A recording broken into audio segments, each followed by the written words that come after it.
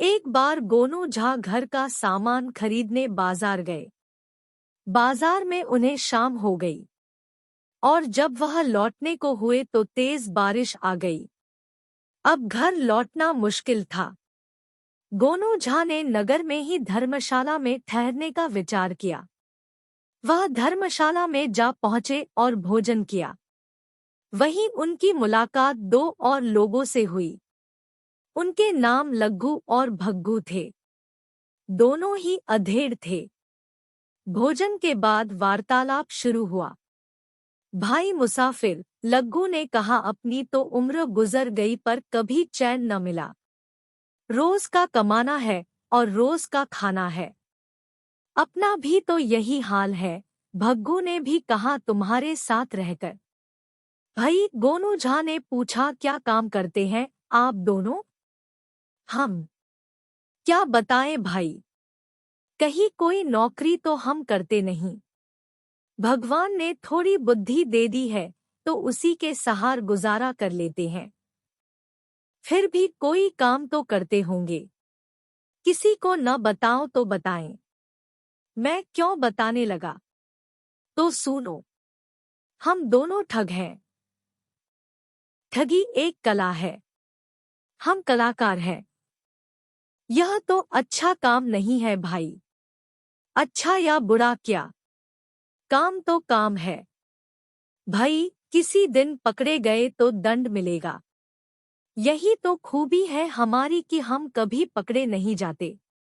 हमारी विद्या बड़ी सुरक्षित है। हम अपने शिकार को पता भी नहीं चलने देते कि हमने उसे ठग लिया है। सा कैसे हो सकता है? गोनू झा चौंक पड़े। यह कैसे हो सकता है कि तुम किसी को ठगो और उसे पता भी न चले? यही तो खूबी है हमारी। तुम चाहो तो कल हमारे साथ रहकर देख लो कि हम किस प्रकार अपनी कलाकारी दिखाते हैं। जरूर भई, तुमसे तो कुछ सीखने को मिलेगा। वैसे तो मैं भी अपने अक्ल से ही अपन परिवार का भरण पोषण करता हूँ। फिर तो खूब जमेगी जब आप हमारे साथ होंगे। इस प्रकार बातें करते करते तीनों सो गए। सवेरा हुआ और तीनों नित्यकर्म से फारिग हुए। अब चले भाई, कुछ खा पी लेते हैं, लग्गू ने कहा। चलो भाई, पंडित जी को भी दिखा देते हैं कि हम क्या चीज हैं, भग्गू बोला। तीनों वहां से चल पड़े और बाजार में पहुंचे। भाई, कोई बखेड़ा मत कर देना, गोनू झा ने कहा। मुझे बस बुद्धि का प्रयोग देखना है, झगड़ा नहीं करना। अरे, चिंता क्यों करते हो? तुम देखते जाओ, लग्गू बोला। अच्छा भाई भग्गू, मैं चलता हूँ उस हलवाई के पास। जाओ भई, तरकीब नंबर 7 लगाना। लग्गू चला गया और हलवाई के पास पहुंचा। तेरा नाम घूरन हलवाई है? वह कड़क कर बोला। हाँ भाई, क्या काम है? हलवाई बोला। मैं राजमहल से आया हूँ। महाराज के पास तुम्हारी शिकायत पहुंची है कि तुम अपनी मिठाई बनाने में मिलावट करते हो। यह झूठ है सरकार, हलवाई ने हाथ जोड़कर कहा। अच्छा, तुम सोयाबीन का तेल प्रयोग नहीं करते? हलवाई का चेहरा फक पड़ गया। वह कभी कभी सा करता तो था। शिकायत सच्ची थी। राजदरबार चलोगे या अपनी मिठाइयों को भेजोगे? देखो, मैं भी तुम्हारी तरह नौकर हूँ, साधारण आदमी हूँ। मैं नहीं चाहता कि तुम्हारा कुछ बुरा हो। तुम्हें राय देता हूँ कि अपनी दुकान से शुद्ध मिठाइयाँ भरकर किसी के हाथ या खुद दरबार में चले जाओ। महाराज वह मिठाई खाकर देखेंगे और तुम साफ बच निकलोगे। ठीक। हलवाई खुश हो गया। युक्ति ठीक थी। सरकार, मैं किसे भेजूं? अकेला आदमी हूँ। खुद गया तो 3 दिन में लौट पाऊंगा। दुकान बंद रहेगी। धंधे पर असर पड़ेगा। अब इसमें मैं क्या कर सकता हूँ?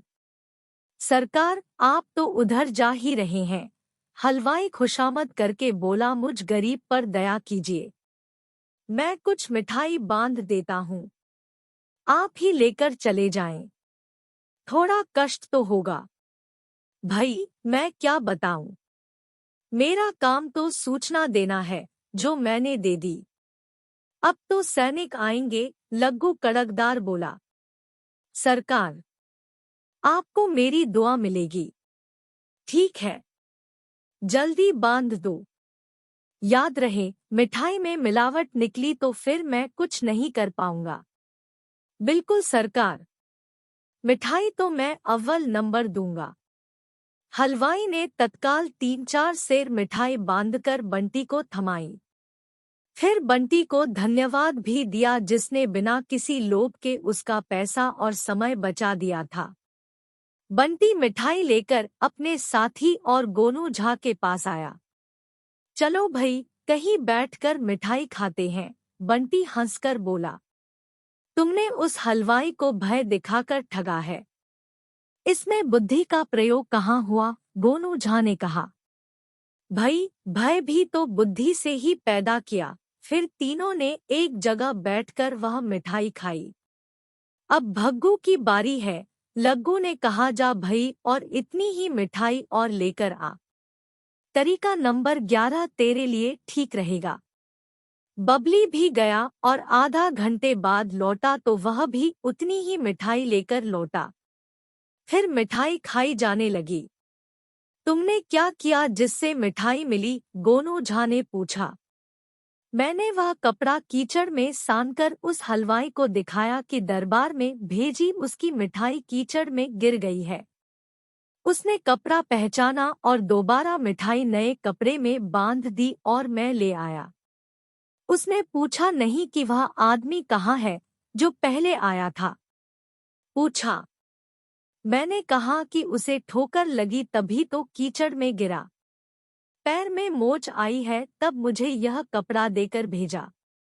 भाई, यहाँ थोड़ी सी बुद्धि का प्रयोग हुआ है, तो भैया ज्यादा बुद्धि का प्रयोग तुम दिखा दो, हम भी तो देखें कि बुद्धि किस प्रकार कार्य करती है। लग्गू चिढ़कर बोला। आओ मेरे साथ, बाजार चलते हैं, गोनू झा ने कहा। तीनों फिर से बाजार पहुंचे, पर इस बार अन्य हलवाई के पास। भाई, सुना है तुम्हारी दुकान पर शुद्ध देशी घी की मिठाइयाँ मिलती है। गोनू झा ने हलवाई से पूछा, धार्मिक कार्यों में प्रयोग करने योग्य, जैसे प्रसाद हेतु। हाँ जी, आप निश्चिंत होकर मेरे यहाँ से मिठाई ले सकते हैं। आप देख ही रहे हैं कि मेरे यहाँ सफाई का कितना ध्यान रखा जाता है। एक भी मक्खी आपको नजर नहीं आएगी। हम उतना ही लाभ कमाते हैं जिससे हमारा परिवार आराम से रह सके। हमारे यहाँ से धार्मिक कार्यों के लिए ही अधिक मिठाई बिकती है, हलवाई ने बताया। मैं सोच रहा हूँ कि प्रसाद के लिए क्या मिठाई लूं। बेसन के लड्डू ले सकते हैं। ठीक, 5 किलो दे दो। हलवाई बेसन के लड्डू तौलने लगा। ठहरो, ठहरो, बेसन के लड्डू छोड़ो, बूंदी के लड्डू दो, गोनू झा बोले। हलवाई ने बेसन के लड्डू हटाकर बूंदी के लड्डू तौलने शुरू किए। वैसे रसगुल्ले भी उत्तम प्रसाद होता है, वह शायद आपके पास न हो। है क्यों नहीं जी, आप रसगुल्ले ही लीजिए ना। हलवाई ने लड्डू छोड़े और रसगुल्ले तौलने लगा। एक बात तो है, गोनू झा ने कहा, देवी देवताओं को जितना प्रिय शहद होता है उतनी ही प्रिय शहद की तरह मीठी जलेबी होती है, वह भी ताजी ताजी। पर आपके पास तो ताजी नहीं होगी ना, अभी सुबह ही तो बनाई है। फिर भी आप कहें तो ताजी बनवा देते हैं। समय ही कितना लगेगा। अरे नहीं, क्यों कष्ट करते हैं। सा न करे कि रसगुल्ले रहने दे और यह जलेबियां ही तौल दे। 5 किलो न भी हो तो भी चलेगा। क्योंकि जलेबी तो जलेबी होती है ना, घुमावदार, रसीली और अद्भुत मिठास। सो तो है। लीजिए, आप जलेबी ही लीजिए, रसगुल्ले रहने दीजिए। हलवाई ने जलेबियां तौल दी तो 4 किलो हुई। धन्यवाद, आपने बहुत कष्ट उठाया। अब मैं चलता हूँ। गोनू झा ने जलेबियां ली और चल दिए। भाई, आप पैसे देना भूल गए हैं शायद, हलवाई ने हंसकर कहा। पैसे? पैसे किस चीज के भाई? गोनू झा बोले। जलेबियों के, जो आप लेकर जा रहे हैं। पर जलेबियां तो मैंने रसगुल्लों के बदले में ली हैं। भूल गए? नहीं भूला जी। तो रसगुल्लों के ही पैसे दीजिए।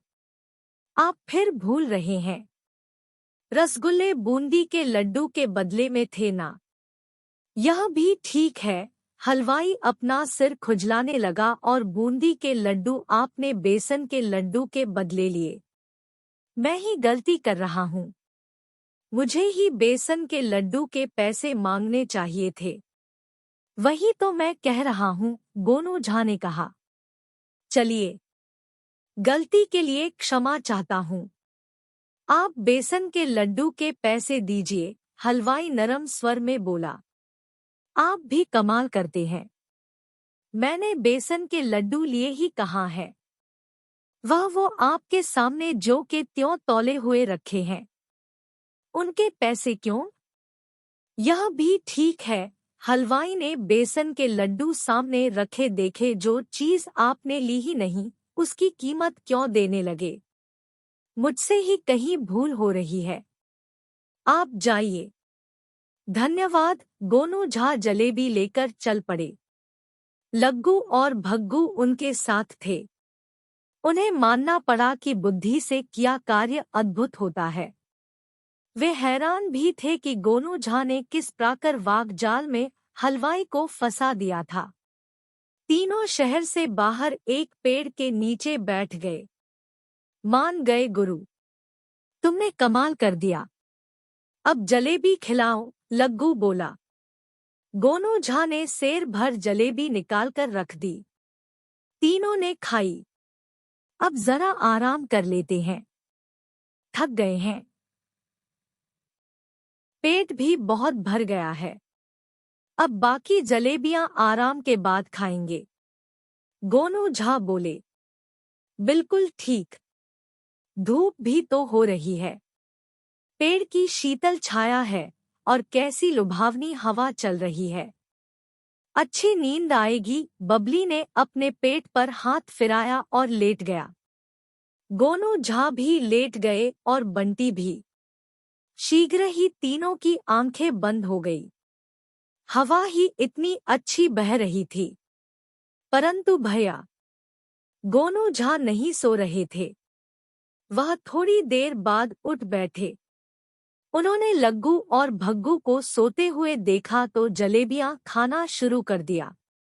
सारी जलेबी खाने के बाद पेट पर हाथ फिराया और सो गए। 3-4 घंटे बाद तीनों जागे। भाई वाह, आज का दिन अच्छा रहा। लग्गू अंगड़ाई लेकर बोला। मिठाई खाकर मजा आ गया और नींद कितनी शानदार आई। सपना भी तो देखो कि क्या मजेदार था। परियों का नाच देखा मैंने। अरे मुझसे पूछो, बबली भी बोला। मैं तो किसी राजदरबार में राजा बना सिंहासन पर बैठा था।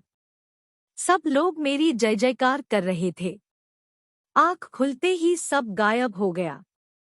मेरे तो प्राण जाते जाते बचे हैं। गोनू झा ने कहा। एक भयानक राक्षस ने तो मुझे खा ही लिया था। वह तो भला करे जो हमने मिठाई खाई थी। अरे क्या हुआ, जरा बताओ तो। दोनों ठग चौंक पड़े। हुआ क्या? यहाँ एक राक्षस आ गया। हम तीनों को सोते देखकर खुश हो गया कि आज तो नरमांस खाने को मिलेगा। हमारे पास आकर बैठ गया। क्योंकि मैं सबसे इधर था तो पहले मेरी ही बारी थी। वह मुझे सूंघ रहा था। अचानक उसने बुरा सा मुंह बनाया और बोला, ऊह, इतना मीठा। मैं समझ गया कि उसे मीठा अच्छा नहीं लगता। मैंने तत्काल और जलेबियां खानी शुरू कर दी। मुझे जलेबी खाता देखकर वह नाक पर हाथ रखकर भागा, और जब मैंने सारी जलेबियां खा ली तो वह गायब ही हो गया। गोनू झा ने अपना सपना बताया। दोनों ठग हक्का बक्का रह गए। गोनू झा ने सारी जलेबियां खा ली थी और ऊपर से सी कहानी सुना दी थी। भाई मान गए गुरु, तुमने तो हमें भी उल्लू बना दिया। वास्तव में तुम बहुत बुद्धिमान हो। गोनू झा मुस्करा उठे और चल पड़े। भाई अपनी कोई सीख तो देते जाओ। आज से तुम हमारे गुरु हो। तो भाई, यह ठगी छोड़कर श्रम करना सीखो, अन्यथा किसी दिन तुम किसी भारी संकट में फंस सकते हो, गोनू झा ने कहा। दोनों ने वचन दिया कि आज के बाद ठगी नहीं करेंगे और परिश्रम व बुद्धि से ही जीवन यापन करेंगे। गोनू झा अपने गांव की ओर चल पड़े।